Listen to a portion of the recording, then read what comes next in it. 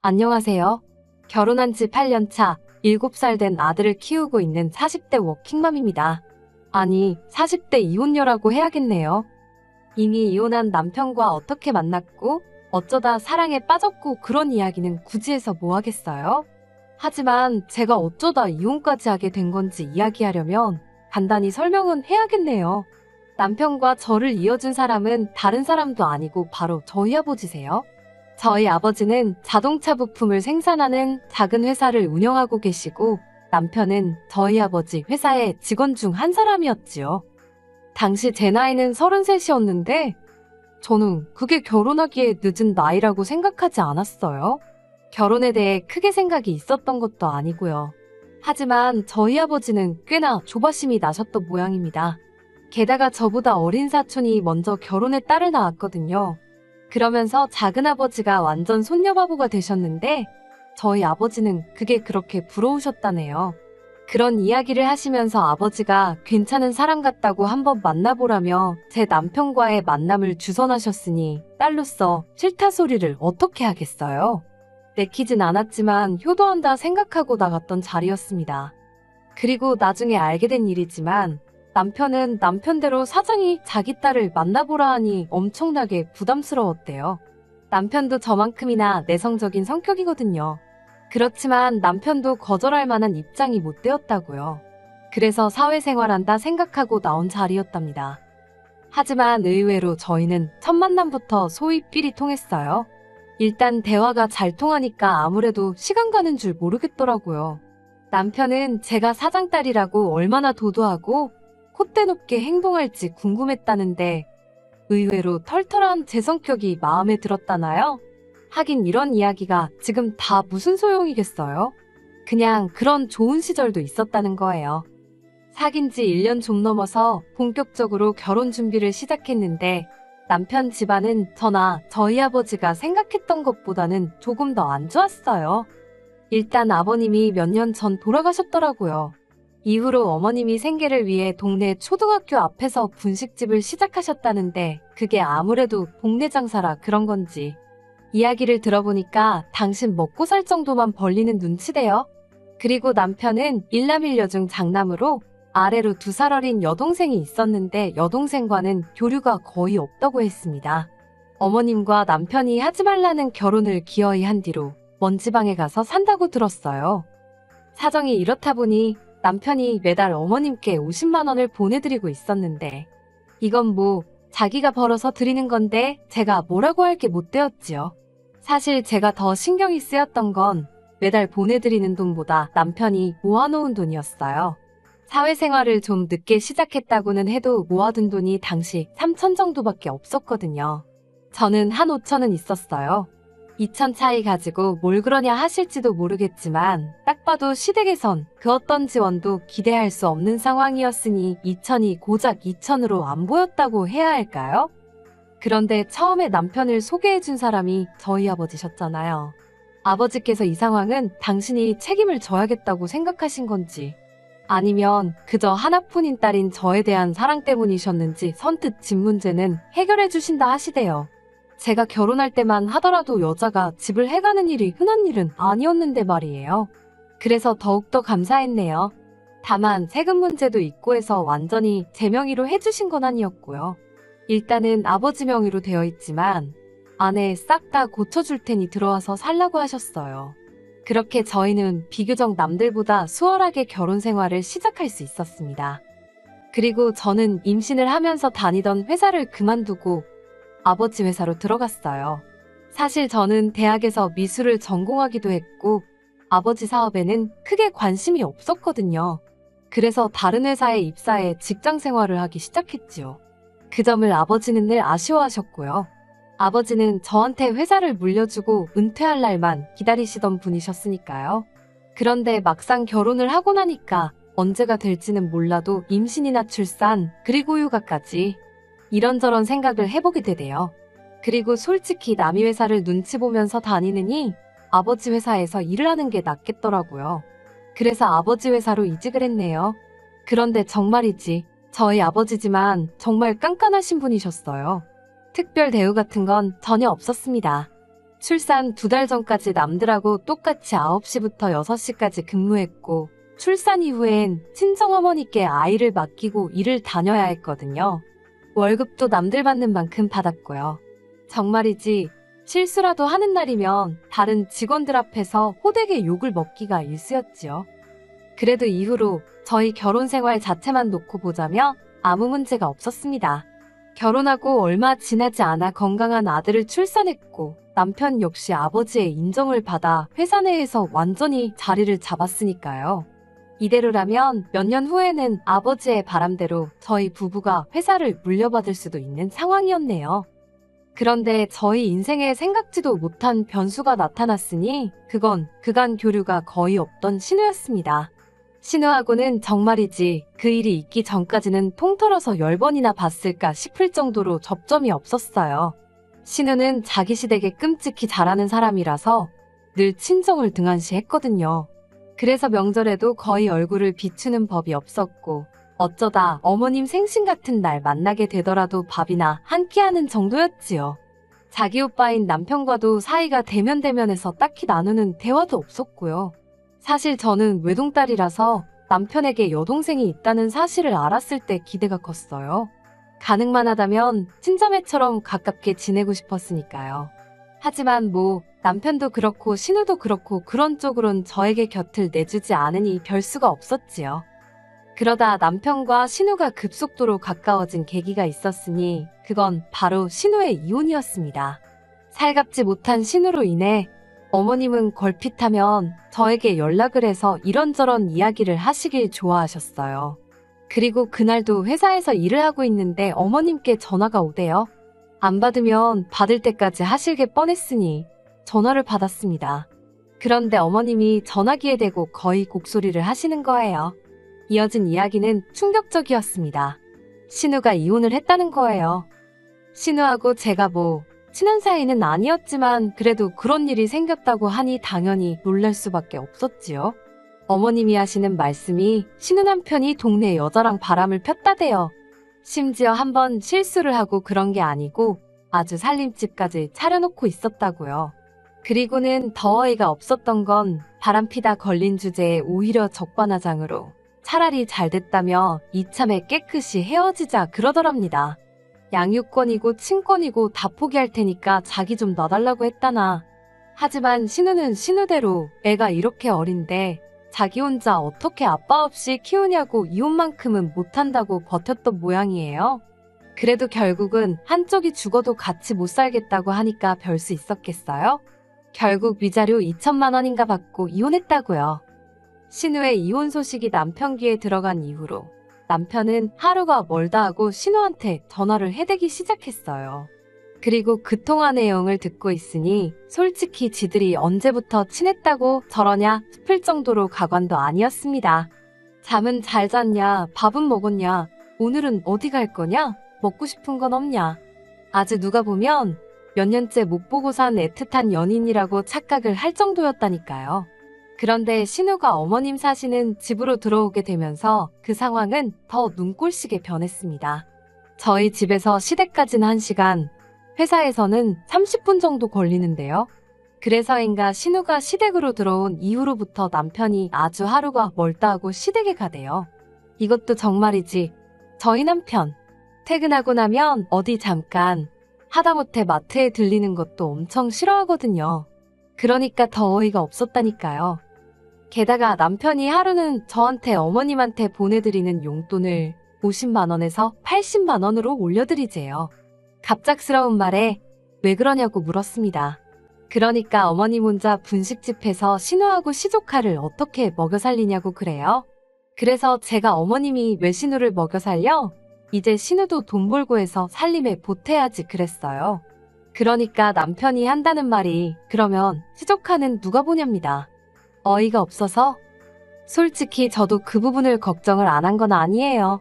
사실 어머님이 분식집을 하고 계시긴 했어도 수입이야 뻔한 상황이었고 어쨌든 입이 하나, 아니 시조카까지 둘이 늘어난 거잖아요. 그래서 하루빨리 신우가 일을 구해야 할 텐데 하고 저 혼자 마음이 급했지요. 하지만 이게 웬걸. 신우가 시댁으로 들어간 지 1달이 다 되도록 신우는 일을 구할 생각이 없어 보였습니다. 그리고 들려오는 얘기가 신우가 시댁에 들어온 이후로 하는 일이라곤 애는 애대로 내버려두고 술만 찾는다는 거예요. 남편은 그런 시댁에 가서 기어이 신우의 술상대가 되어주고 있었던 거고요. 그러면서 돈까지 퍼주자니 어떤 여자가 좋다고 하겠어요? 그래도 거기까지는 제가 별말 안 했습니다. 남매끼리 그동안 못다한 우애 좀 다져보겠다는데 제3자인 제가 무슨 말을 한들 들어먹기나 하겠나 싶었거든요. 일전에 한번 맨날 가냐고 한마디 했더니 부럽냐 질투하냐는 말 같지도 않은 소리를 들은 적도 있었고요. 그런데 남편이 저희 아이와의 약속을 깨기 시작하니까 그건 그냥 못 넘어가겠더라고요. 저희는 원래 토요일과 일요일 이틀 중 하루는 아들을 데리고 어디든 다녔어요. 저희가 서울에 사는 게 아니다 보니 서울 애들만큼 사교육을 시킬 수가 없었잖아요. 그래서 대안으로 생각해낸 게 이런저런 간접 경험을 많이 시켜주자는 거였지요. 저희 아들도 아직 어려서 그런지 저희랑 그렇게 어디 가는 걸 좋아했고요. 그런데 언젠가부터 걸핏하면 신혼에서 술을 떡이 될 때까지 마시고 오더니 그 여파가 주말까지 가더라고요. 그래서 다음 주에 가면 안 되냐, 그냥 동네 카페나 가면 안 되냐 하고 이리저리 빠져나갈 궁리만 하던데. 그게 당연히 제 입장에서도 서운했지만 애가 얼마나 실망을 하던지요. 실망한 아들 얼굴을 보고 있으면 당장이라도 졸고 있는 남편을 발로 걷어차고 싶은 충동이 드는 지경이었지요. 그런데 남편은 거기서 그치지 않았습니다. 그렇게 약속을 미루다가 어딜 가게 되면 그때부터는 신우를 데려가고 싶어서 환장을 하는 거예요. 정말이지 말이 나와서 그런데 팔불출 같지만 저희 아들이 저를 닮은 건지 미술 쪽에 재능을 보여요. 그래서 저는 주로 박물관이나 미술관 위주로 아이를 데리고 다니는 편이었거든요. 그런데 신우네 애는 이제 겨우 3살이에요. 3살짜리가 박물관이나 미술관 가서 뭘 얼마나 집중해서 볼 수 있겠어요. 그리고 애시당초 못 들어오게 하는 곳도 많고요. 그러니 신우를 불러서 같이 간다는 건 제 입장에선 정말 내키지 않는 일이었답니다.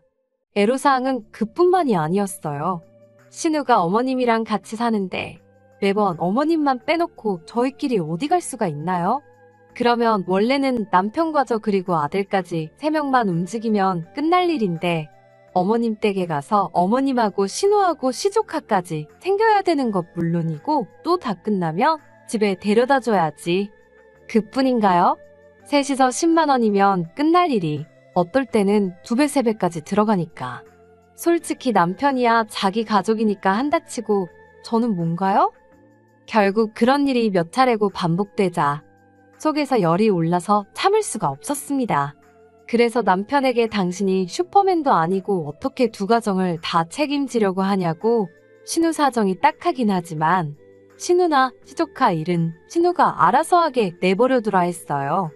그러자 남편이 저더러 아무리 신우랑 저랑 피 한 방울 안 섞였다지만 같은 여자로서 너무 매정한 거 아니냐입니다. 그러면서 저더러 너도 엄마면서 아빠 없이 자랄 시조카가 불쌍하지도 않냐는 거예요. 자기는 하루가 멀다 하고 시조카가 눈에 밟혀 미치겠다나요. 그리더니 급기야 남편은 전혀 예상치 못했던 폭탄 발언을 했습니다. 다음 달이라도 당장 신우를 저희 집으로 데리고 오겠다는 거예요. 그리고는 저희 아들을 유치원에 보내는 대신 신우에게 맡기고 유치원비는 신우에게 줘야겠다나요. 그러면 신우는 용돈을 벌어서 좋고 동시에 저희는 믿을 만한 사람한테 아이를 맡기니 안심할 수 있어서 좋지 않냐며. 상황이 그렇게 돌아가니까 저도 말이 막 나가대요. 신우 뭘 보고 우리 애를 맡기냐고 소리를 질렀어요. 제대로 된 학위가 있기를 하냐, 그렇다고 뭐 하다못해 음식이라도 잘하냐고요. 그리고는 그렇게 신우가 눈에 밟혀 환장하겠으면 아예 당신이 시댁에 가서 살라 했어요. 가서 맨날 술이나 같이 퍼마시고 시조카도 키워주고 그러라 했지요. 그렇게 퍼붓고 나서도 한동안 분이 안 풀려서 죽는 줄 알았다니까요. 그런데도 남편은 제가 하는 말이 그냥 하는 소린 줄 알았나 봅니다. 그렇게 다투고 얼마 지나지 않았던 어느 날이었어요.